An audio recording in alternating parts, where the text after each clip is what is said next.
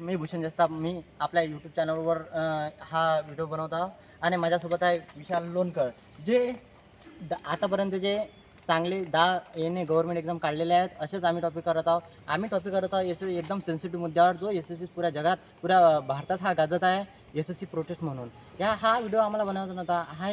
उद्देश पण हे नव्हतं. मला यूट्यूबवर व्हिडिओ टाकणं चालू करायचे होते, पण हा माझा व्हिडिओ पहिला राहील असं मला कधीच वाटलं नव्हतं. या व्हिडिओ बनवायचं कारण एकच, की हा जो एस-एस-सीचा जो मुद्दा आहे, एस-एस-सी रेल्वेचा, जो महाराष्ट्र लेवलवर कोणी याच्यावर बोलत पण नाही आहे. का नाही बोलत आहे हे मला माहीत नाही. तर जो सेंट्रलवर जसं आमचं हे बघा, तुम्ही बघू शकता, आम्ही काही असे फालतू व्हिडिओ बनवत नाही आहे. जे वेल प्रिपेअर करून हा कागद आम्ही टॉपिक पॉईंटनुसार काढून याच्यावर बोलत आहोत. एक विषय आहे की जसा आपला पुऱ्या महाराष्ट्रात जसं ध्रुव राठी सरांनी पण व्हिडिओ बनवला आहे आणि म्हणजे भारतात ऑल ओव्हर बनवत आहे. जो विषय एकदम की इक्विडिटी आणि एस-एस-सी, जो एस-एस-सी एक बोर्ड आहे, जे स्टाफ सिलेक्शन कमिशन आहे, जे CGL, CHSL, MTS या लेवलचे पेपर घेते. GD पण हा, GD पण.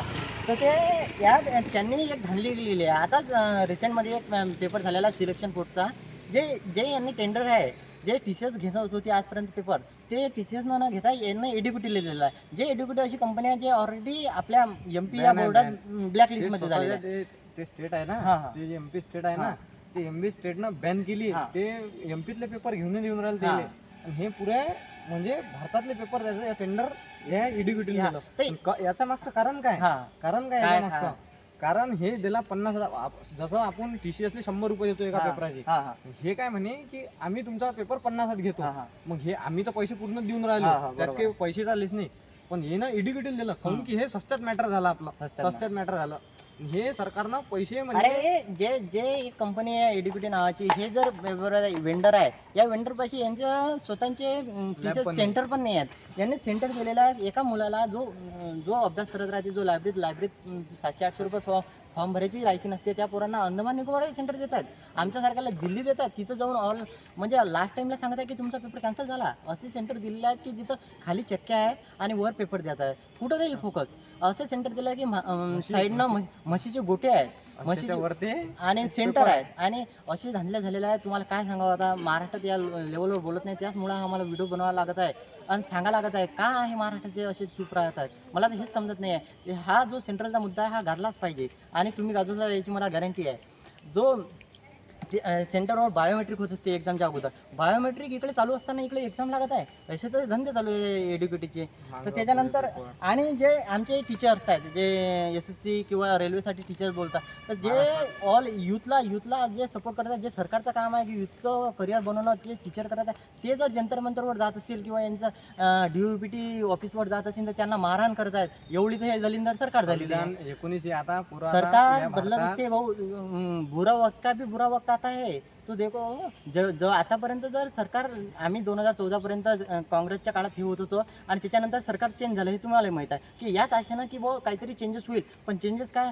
जसं चलो दिल्लीचा नारा 1942ला नेताजी सुभाषचंद्र बोसनं द्यायला लागला, ते 2025 मध्ये आता पूर्ण लोकांना, टीचर लोकांना देत आहे. काय फरक राहिला? जेव्हा नेताजी सुभाषचंद्र इंग्रजांच्या विरुद्ध लढले, आता स्टुडंट आणि टीचर लोक सरकार विरुद्ध लढतात. इंग्रज आणि सरकारमध्ये फरकच काय राहिला? राजतंत्र. आपल्याला या सरकारचं हे बनवलं आहे की विश्वगुरु. आपल्याला विश्वगुरु अरे गुरु लोकांना तर तुम्ही मारत आहात. जे लोक आपल्या यूथला बनवत आहे, जे पिलर्स आहेत, आणि आपल्या एक तर मला अत्यंत खराब वाटत आहे की जे आपली मीडिया आहे, जो फोर्थ पिलर राहते आपल्या डेमोक्रेसीचा, जे ते तर दाखवतही नाही आहे. एवढे काय लाचारी राहिले रे तुमची? एवढी काय लाचारी राहिली? तुम्हाला सगळे विकले गेले. एवढं नका हे बनवू. कमसे कम खुदासेचा डोर देखो. चलो दिल्ली जाणारा. तसंच वेटिंग लिस्टचा एक प्रकार आहे. वेटिंग लिस्टच्या नावावर याची धांदल्या अशा चालू आहे की एस-एस-सी याच्या अगोदर पण होतं की वेटिंग लिस्ट काढत नाही, वॅकन्सी काढतात 16-17 हजार. त्यातले रिपीटेड राहतात. बरं, रिपीटेड जाऊ द्या, चेन्नईचा तो महाराष्ट्रात येत असेल किंवा महाराष्ट्राचा दिल्लीला जात असेल, तो त्याचा विषय आहे. पण जर जे वेटिंग लिस्टमध्ये ऑलरेडी सिलेक्टेड आहे किंवा दुसरी पोस्ट, एक समजा CGLला लागला मुलगा, तो CHSLला लागला, तर CHSLची पोस्ट त्याची खाली होत आहे, त्या जागेवर काय आहे? त्या जागेवर तुम्ही का नाही भरत आहात? Waiting list. रेल्वेमध्ये बी तेच. जे आता सध्या 1.5 कोटी लोकांनी ग्रुप डीचा फॉर्म भरलेला आहे. 1.5 कोटी, त्याच्यानं काही वेटिंग लिस्ट घेणार नाही, आणि त्याच्यावर स्टे आणलेला आहे. त्याचा ITIचं तेच नाही सरत आहे. कुठं लिहून ठेवला माझा भारत? या सरकारच्या विरुद्ध आमचा अत्यंत आक्रोश आहे.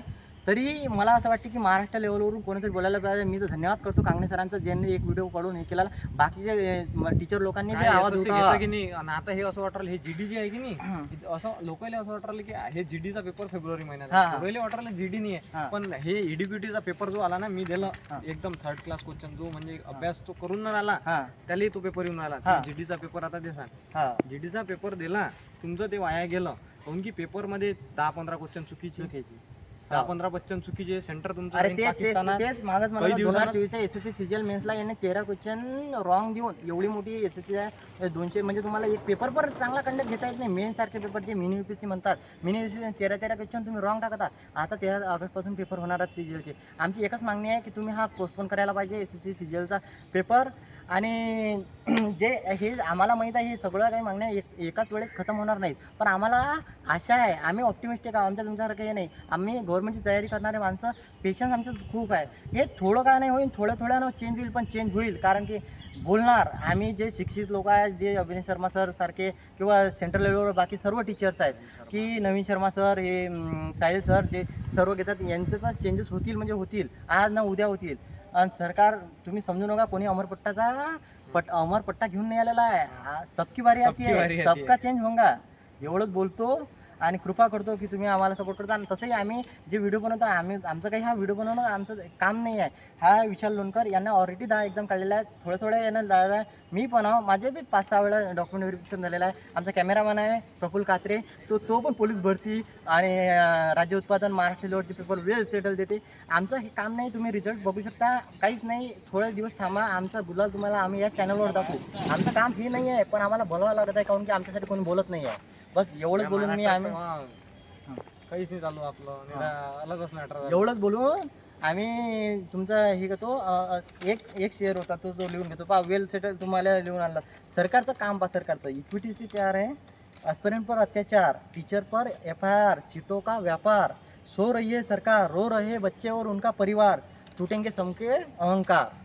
बस एवढाच आक्रोश आहे. एवढीच महाराष्ट्राच्या सरकार, महाराष्ट्राच्या लोकांना हे करतो. जय हिंद, जय महाराष्ट्र. बस सपोर्ट करा. चला का.